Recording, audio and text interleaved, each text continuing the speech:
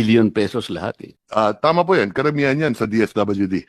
Naisip ko, Mr. Secretary, na imbes na ayuda na lang ibigay natin, na wala namang datos kung na ito'y naibibigay sa about 25 to 27 million Filipinos, hindi ba maganda ka kung sabihin ko na lahat ng kumukonsumo ng elektrisidad, let's say 200 to 234 kilowatt hours, ilibre na po natin yon. Kasi po, pag kinuwenta ninyo yon, that will only be 120 billion pesos. Makakatipid pa po tayo ng about 74 billion. Pagkatapos ipamimigay bilang ayuda, wala namang guidelines. Libre. Mas mabuti pa yata, mas practical, na ibigay na lang natin na parang subsidy sa kanila. Siguradong mapupunta sa kanila, walang corruption, wala pang magpapasikat na politiko na akala mo galing sa kanila. Oo. Kaya ako binanggit ito, ako sang-ayon ako na dapat patuparin.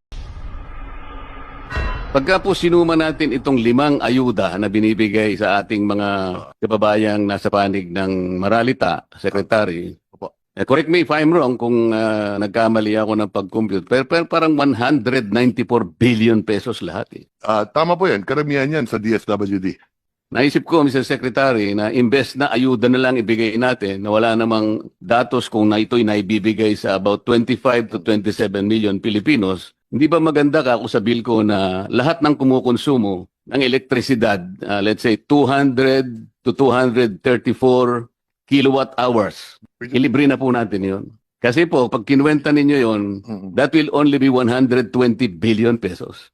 Makakatipid pa po tayo ng about 74 billion. Pagkatapos ipamimigay bilang ayuda, wala namang guidelines. Libre. Mas mabuti pa yata, mas practical, na ibigay na lang natin na parang subsidy sa kanila. Siguradong mapupunta sa kanila, walang corruption, wala pang magpapasikat na politiko na akala mo galing sa kanila. Oo. Kaya ako binanggit ito, ako sang-ayon ako na dapat patuparin.